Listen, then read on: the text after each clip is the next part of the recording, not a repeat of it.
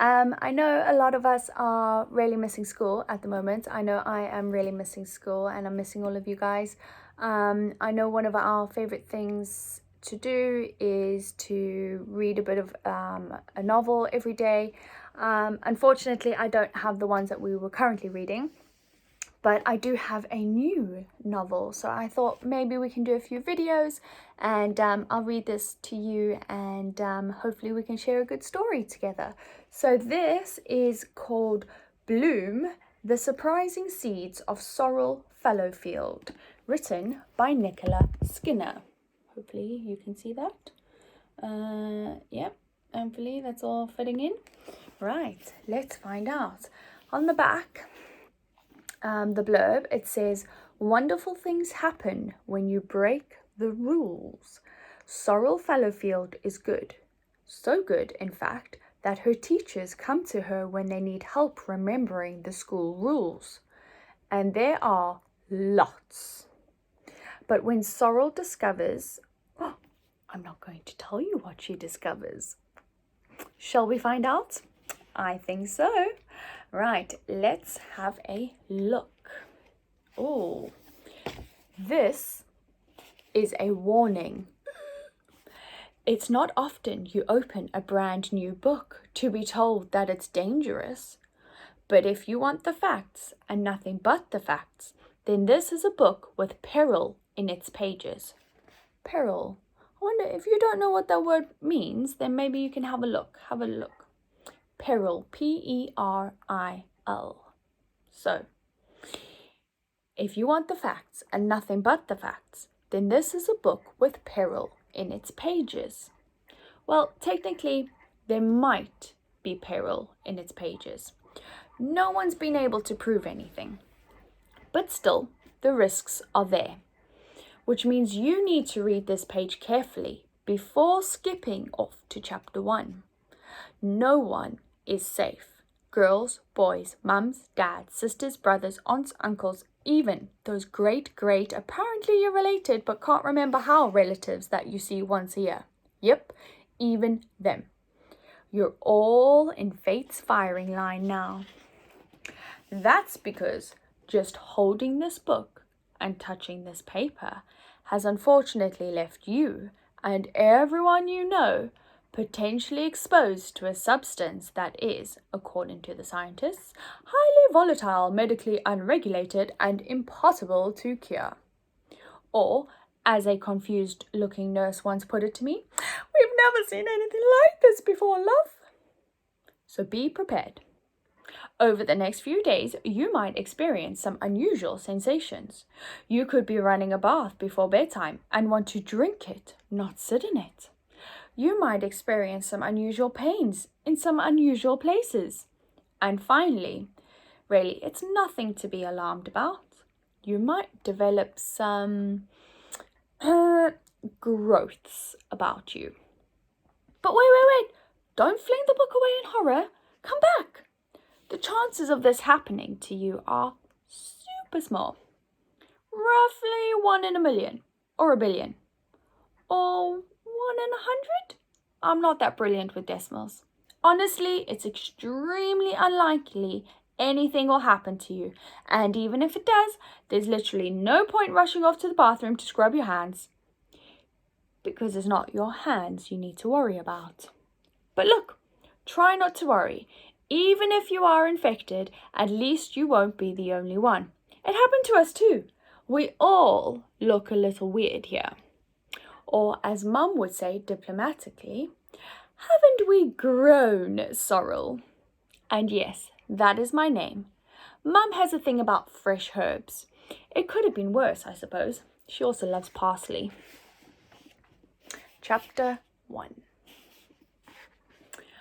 When the newspapers and journalists first got hold of my story, they wrote a lot of lies. The main ones were: 1. I was the child of a broken home. 2. Mum was a terrible single mother. 3. With a background like mine, it wasn't any wonder I did what I did. None of them were true. Well, apart from Mum being a single mum. But It wasn't her fault my dad had done a runner when I was a baby. Yet one of the headlines stuck in my head. I did come from a broken home. Not in the way they meant it, in the I wore ragged trousers and brushed my teeth with sugar sort of way.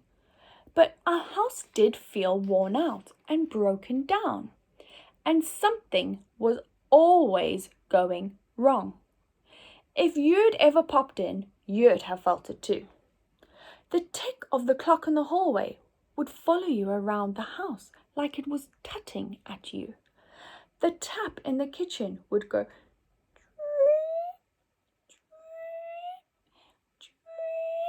as if it was crying about something. If you sat down in front of the telly, it would lose sound halfway through whatever was on, as if it had gone into a monumental sulk and wasn't speaking to anyone ever again. Ever. There was a ring of black mold around the whole bath. Our curtains were constantly pinging off their rods in some desperate escape mission, and every time we flushed the loo pipes, the pipes would moan and groan at what we had tried to make them swallow. Yes, if you visited our house, you'd want to leave within seconds.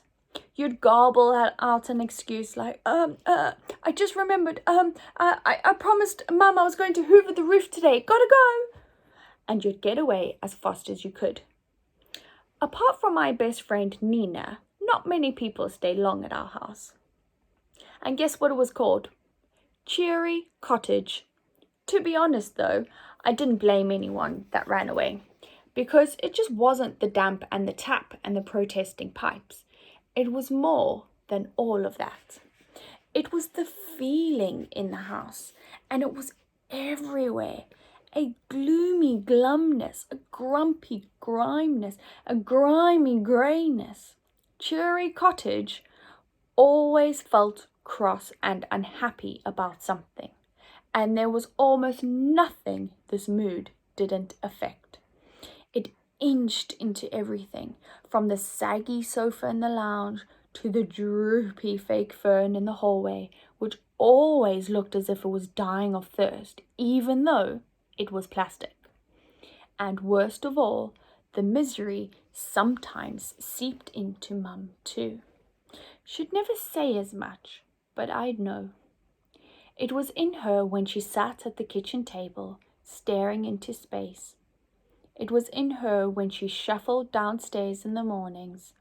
I'd look at her, she'd look at me, and in the scary few seconds before she finally smiled, I'd think, it's spreading. But what could I do to fix things? I wasn't a plumber. I was the shortest kid in our year, so I couldn't reach curtain poles. When it came to fixing the telly, all I knew was the old whack and pray method. Instead, I had a different solution, and it was to follow this very simple rule. Be good at school, be good at home, and do what I was told in both. So that's what I did. I was good at being good.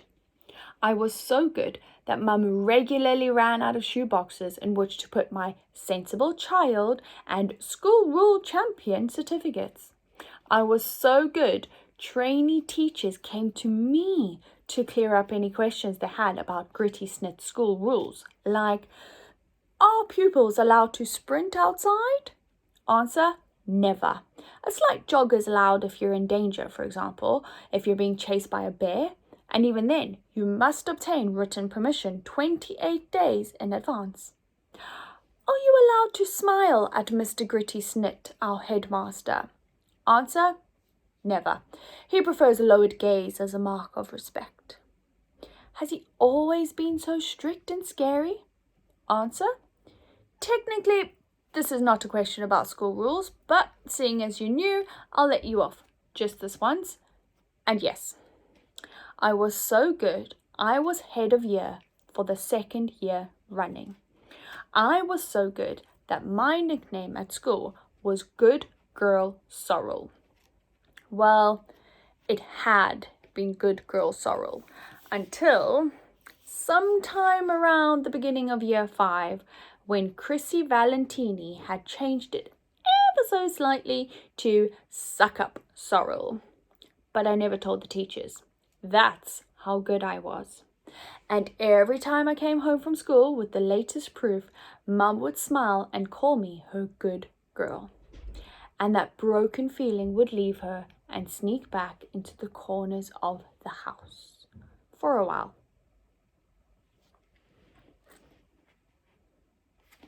Chapter 2. And then, on the first day of Year 6 last September, something else broke too. Something I was quite fond of. My life. It was the patio's fault. I'd let myself in from school. Mum was still working, the lucky thing, at the best job in the world, and wouldn't get back for another 2.5 hours. I planned to unwind by cleaning the kitchen, polishing my school shoes, doing my homework, because that's how I rolled. Now, Mum wasn't a big fan of me being at home alone, but she worked full-time every day and didn't get home till 5:45 p.m. We could only afford 3 days of after-school club, Wednesdays, Thursdays, Fridays. On Tuesdays, I went to Nina's, which, depending on which news program was on, was either my gormless best friend, evil partner in crime, evil best friend, or gormless partner in crime. Anyway, Mondays were my home alone afternoons. On Monday mornings, Mum would always say, "Don't burn the house down, make sure you do your homework." As if I needed telling. Who knew exactly what she would be doing at any given time? Who had written Sorrel's stupendous schedule? I had, that's who. My stupendous schedule played a big part in my being good. It's so much easier to toe the line when you have a row of neat little tick boxes waiting to be ticked. So there I was, wiping sticky marmalade patches off our table, emptying the dishwasher, opening the back door to air the kitchen, which always smelled damp. Once I'd done all that, it was 4:25 p.m. I had just a few more precious moments of leisure time before I had to crack on with my homework, and I knew exactly how I wanted to spend them. I went to my rucksack and took out the letter which had been given to us at the end of school that very day. And this time I didn't skim it surrounded by noisy classmates. I devoured every single word. This is what it said. Are the buttons always shiny on your blazer? Do you regularly come home with perfect behavior reports? Could you be the winner of the school competition to find the Gritty Snit Star of the Year? There's only one way to find out. Enter my Gritty Snit Star competition for the chance to be crowned the most amazing Gritty Snit Star of the Year. Enter the school and the little sterols at the end of the term. You will also win a 7-day family holiday in the Lotsa Rays Holiday Resort in Portugal. Prize kindly donated by local travel agency Breaksaway. A family holiday in the sun. I'd never been abroad before, let alone on a plane. Mum always said money was a bit too tight for that, as if our money was an uncomfortable jumper. On the letter, someone, probably the school secretary, Mrs. Pinch, had drawn 4 little matchstick figures sunbathing on a beach. They were holding ice cream cones and smiling at each other. They looked happy. I read on. The winning Gritty Snit Star will possess that special something that makes an ideal Gritty Snit child. I held my breath. What? Each child will be judged on their ability to obey the school rules every second of the day. I gasped in delight. That was me! I did a quick mental calculation. There were 60 children in each year at Gritty Snit. I'd be up against 419 other entrants. Or would I? I had 6 full years' practice of obeying school rules. The odds were in my favor. Most kids in reception in early years could barely tie their own shoelaces, let alone mind their P's and, for that matter, their Q's. Winning that holiday would be like taking candy from a baby. I almost felt guilty as I mentally marked off the number of competitors. The most important thing to remember is that Gritty Snit Star will be a living embodiment of our school motto: Blinkimus, Blonkimus, Fudgimus, Latimus. Or in English, I didn't even have to read the English translation, I knew it so well. Looking up for a moment, I caught sight of my reflection in the kitchen window. Standing solemnly in front of me was a short, round, pale, and freckly girl, her hair the washed-out yellow of mild cheddar, scraped back in a bun. She turned my gaze confidently as if to say, "School motto? Cut me and I bleed, school motto." Together we chanted, "May obedience shape you. May conformity mold you. May rules polish you." The tap dripped sadly. I read on. "The lucky winner will also enjoy other special privileges. These will include 1. Having your own chair on the staff stage during school assemblies. 2. Never having to queue for lunch again. Ever. 3. A massive badge in regulation grey which says, "I am the most obedient child in this entire school." What? You want more? That's the problem with children these days. It's all take, take, take. May the best child win. Now go and do your homework.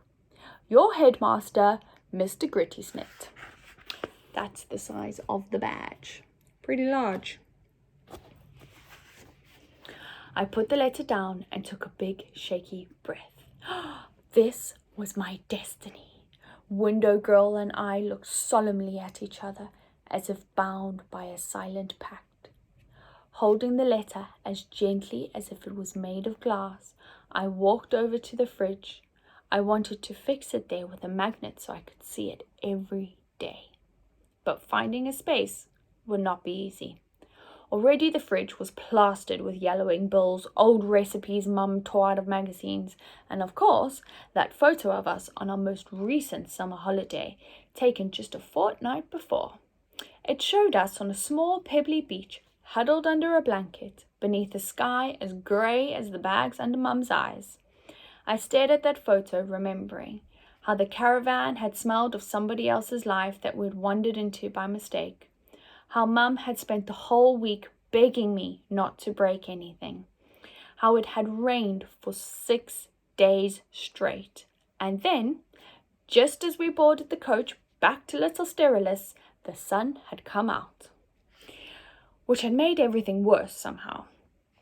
Mum spent the whole journey back, all 5 hours of it, with her forehead squished up against the window, staring at the blue sky like it was someone else's birthday cake, and she knew that she wouldn't get a slice. Next to the photo was our calendar for the year ahead. I saw that Mum had marked our summer holidays on it already. Caravan, she had written in thick red ink. No exclamation marks, no smiley faces. To be honest, it looked more like a threat than a holiday. But if I won the Gritty Snit Star competition, we could have a proper family holiday somewhere sunny, somewhere else. My yearning hardened into determination. All I had to do was be perfect for the next 8 weeks. No sweat. I just fixed Mr. Gritty Snit's letter over the photo, feeling immense relief as Mum's troubled frown disappeared, when, slam! The back door whipped open with a bang. My heart hammered with fright. "Who's there?" But it was no one. Just a gust of wind and a door nearly swinging off its hinges. I must not have shut it properly after airing the kitchen earlier. The wind roared in and seemed to fill the entire kitchen with anger. I felt as if I was standing in a room of invisible fury. On legs as wobbly as cooked spaghetti, I staggered over to shut the door and forced the wind out. Something white and fluttery flew over my shoulder. I shrieked and ducked down. "There's a pigeon trapped in our kitchen!" I looked closer. It wasn't a white pigeon, or claws and feathers. It was Mr. Gritty Snit's letter. The wind had ripped it off the fridge and it was flying frantically about the room. When I jumped up to catch it, it darted out of reach as if invisible blustery hands had snatched it away. I just caught a glimpse of the stick figures hovering in mid-air. Their smiles turned to frozen grimaces before they flapped and flattered out of the doorway and into our backyard. That is the end of chapter 2. Chapter 3. I wanted that letter. It would spur me on, a promise of better days. I took a deep breath and followed it outside. I did a quick scan of the patio. It didn't take long. Everything seemed the same. The 2 plastic chairs we never sat in, weeds pushing up between the concrete paving slabs, and all the tall weeping willow tree right at the back, casting its shadow over the house. I'd have been weeping too if I looked like that. Its grey trunk was smothered in bright red hairy growths that looked like boils. Its branches dragged on the concrete as if it was hanging its head in misery. Even its leaves were ugly, black and withered and lifeless. Really, the tree didn't so much as grow as squat at the end of our garden, like a dying troll with a skin condition. Mum said it was diseased, I'd say. And there was no sign of Mr. Gritty Snit's letter. I was about to give it up for lost when a fluttering movement at the base of the tree caught my eye. It had somehow got wrapped round one of the tree's withered branches. I could just about make out the words, "Each child will be judged," and one stick figure pinned underneath a branch of shriveled leaves. I felt sorry for it. This wasn't the holiday of a lifetime, lying under a septic tree in a damp backyard. "I'll take that, thank you very much." I lifted up the branch gingerly, reluctant to catch its disease, whatever it was, and bent down to pick up the letter. Zing! The air took an electric charge and vibrated with a terrible force. The sounds in the garden became exaggerated with horrid loudness. The rustling dead leaves in the branches above me were a booming rattle. A pigeon cooed, and it sounded like a chainsaw. But more frightening than all of that were the gaps of silence between the sounds. They were eerie and powerful and strong.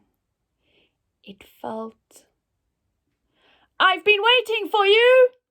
I spun on my heels. Who said that? My heart thumped so loudly I could barely hear anything.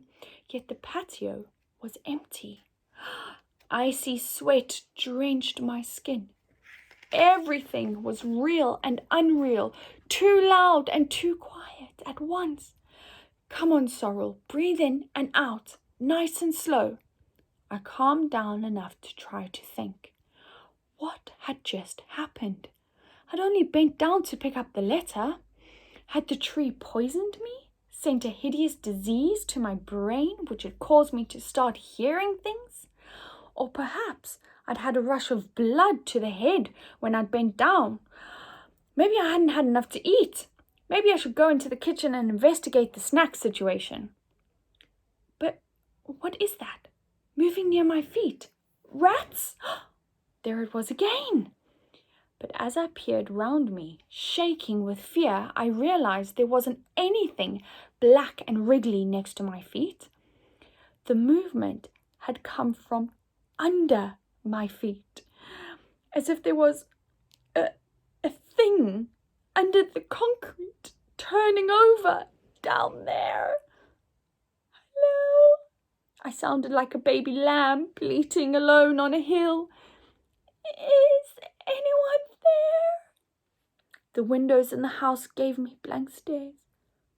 Run, I told myself. Now! I managed one step away from the tree when the patio slab under my feet moved up and down as if something deep in the earth was trying to shake the concrete, or me, off itself.